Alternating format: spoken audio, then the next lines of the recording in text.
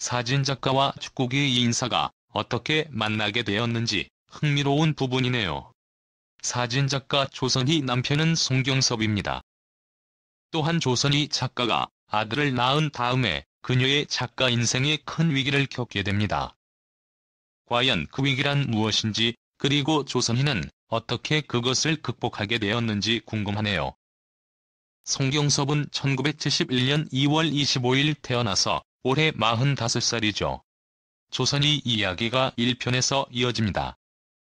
단국대학교 졸업 1994년 드래프트 10순위로 대우로얄즈에 입단 1996년 수원 삼성 블루윙즈를 거친 다음에 선수 생활을 일찍 마감한 1999년 최연소로 아시아 축구연맹 지도자 강습회에 참가하며 지도자 경력을 시작한 2001에서 02, U13 대표팀 코치 2002에서 12, U16, U17 및 U22 대표팀 코치 2013에서 15, KFA 지도자 전임 강사 겸 유소년 전임 지도자 조선희 후배한테서 남편을 소개받았다. 사실 그 후배는 늘 나에게 누나와 똑같은 사람이 있다. 한번 만나보라. 라고 졸랐는데 그 대상이 바로 남편이었다. 조선희 어느 날 갑자기 첫 만남을 가졌는데 나는 다음날 제주도 출장이 잡혀 있었고 청소년 축구 감독인 그 사람 역시 선수 선발을 위해 제주도 행이 예정되어 있었다.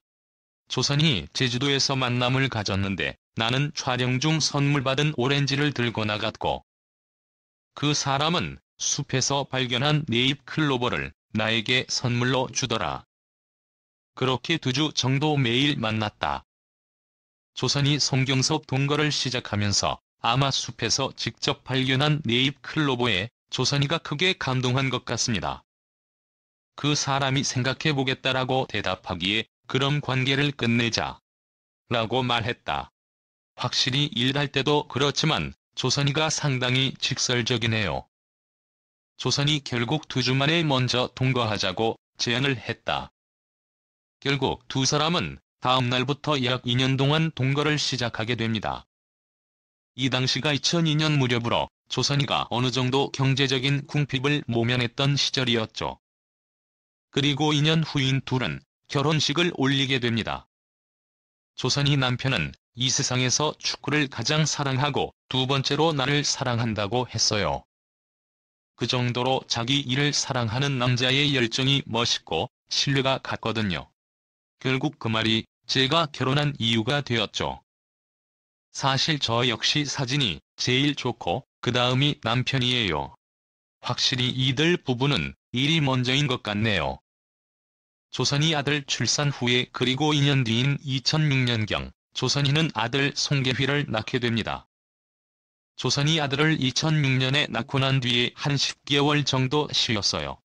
이때 조선희의 사진 경력에 큰 위기를 맞게 되었죠. 이왕 쉴 거 공부도 좀 하고 세상 구경도 해보자는 생각으로 뉴욕에 갔었고요. 그러니까 한국의 사진 관계자들은 누구도 만나지 않고 그렇게 정말로 쉬어버렸던 거예요. 조선희 당시가 사진업계의 패러다임이 변화하던 시기였어요. 아날로그에서 완전히 디지털로 넘어가던 시기였고 신인 작가 5에서 6명이 크게 부상했으며 잡지 기자들도 많이 바뀐 때였죠. 그래서 복귀를 했는데 3개월 동안은 정말 일이 하나도 없는 거예요. 조선희가 크게 당황했을 것 같네요. 그래도 디지털 카메라 공부를 열심히 하면서 계속 준비를 했죠. 조선희 결국 당시에 약간의 우울증까지 생겼어요. 이후에 일이 하나, 둘씩 들어왔을 때 저는 과거보다 훨씬 더 열심히 일하게 되었어요. 열정적으로 일에 달라붙었죠. 아마 그 시간이 없었다면 제가 오만에 빠지지 않았을까요?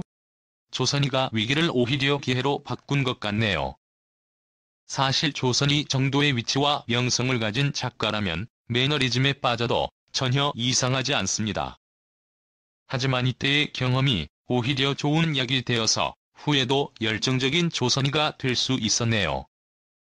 조선희의 잘못으로 물론 조선희의 열정이 항상 옳은 것만은 아닙니다. 조선희 과거에는 남들도 나랑 똑같을 거라고 생각하면서 상대방이 힘들어하는 줄도 모르고 오로지 좋은 사진 한 장 찍겠다고 경주마처럼 막 달려갔어요. 위에서 언급한 이정재의 말처럼 12시간씩 사진을 찍고, 조선이 한 번은 모배우의 헤어와 메이크업이 마음에 들지 않았어요. 조선이는 3일씩 알아누웠던 것이 한두 번이 아니었죠. 어떻게 찍어도 원하는 사진이 나오지 않았죠. 그래서 그 배우의 담당자가 바로 옆에 있음에도 불구하고 제가 더 잘하는 메이크업 아티스트를 섭외해서 촬영을 했어요. 조선이 그 촬영은 무사히 끝났지만, 나중에 건너들은 이야기인데 자신의 스태프에게 상처를 줬기 때문이라고 하더라고요. 조선이 사실 그 말도 맞아요. 사진을 잘 찍는 것도 중요하지만 그것이 누군가에게 상처를 주면 안 되죠. 그 배우는 두 번 다시 저와 사진을 찍지 않았어요. 그분에게 지금이라도 사과하고 싶어요. 이 사건으로 조선이가 한 단계 더 성장하게 되었네요. 조선이가 바뀐 이유 또한 아들을 낳은 다음에 조선이의 예전의 강렬하고 남성적인 분위기에서 좀 더 여성적인 분위기로 바뀌게 됩니다. 예전에는 이게 아니다 싶으면 그 자리에서 바로 화를 내면서 고치려고 했어요. 조선이 출산을 한 다음에는 많이 바뀌었어요. 하지만 지금은 내가 항상 옳지는 않다는 것을 알게 됐어요. 조선이 또한 상대에 대해서 한 번 더 생각해보고 왜 그렇게 했는지 물어보기도 하고요. 옛날에는 나만 옳다는 식이었지만 아이가 생긴 다음에는 제3자에 대한 배려와 애정이 생긴 것 같아요. 조선이 이전에는 터프하고 남성적인 사진을 했다면 지금은 아름답고 부드러운 여성적인 경향도 늘어난 것 같아요. 저에게 길이 하나 더 생긴 느낌이죠.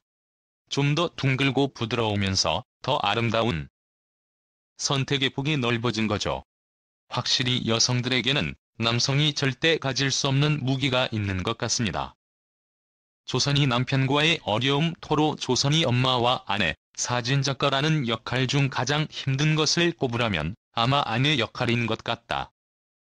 엄마 노릇은 진심만 있으면 아직은 문제될 게 없는 것 같은데 아내 노릇은 다르더라.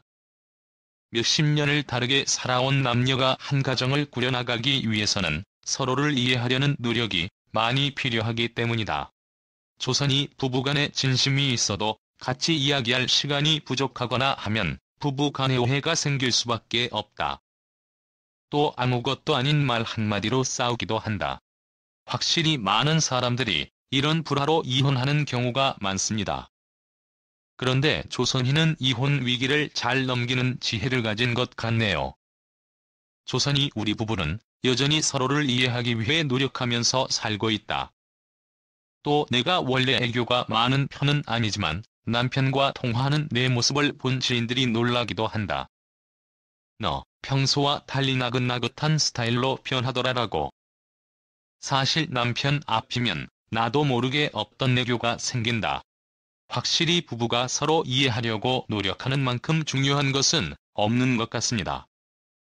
그런데 사진 외에는 별다른 경험이 없는 조선이가 어떻게 이런 깨달음을 얻게 되었을까요? 조선이의 깨달음 아마 조선이가 무명이었을 때 프리랜서 작가로 활동하면서 얻었던 좋은 영향 때문이 아닌가 합니다. 조선이 제가 무명이었을 때 프리랜서 사진작가로 인터뷰를 많이 따라다녔어요. 그때 같이 간 기자가 인터뷰 시작할 때부터 끝날 때까지 몇 시간이고 기다렸어요. 결국 그때 특별한 분들의 인생과 열정, 슬픔, 성공 이야기들을 들으면서 알게 모르게 제 사고의 폭이 넓어졌던 것 같아요. 조선이 또한 가장 기억에 남는 분들은 바로 서정주 시인 부부였어요. 그 당시에 그분이 83세였는데 아기처럼 사모님의 손을 잡고는 사랑한다고 말씀하시는 모습이 참 예뻐 보였죠. 아마 이런 특별한 사람들의 인생 이야기를 들으면서 조선이도 부부간에는 배려와 이해가 중요하다라는 사실을 깨닫게 된 것이 아닌가 하네요.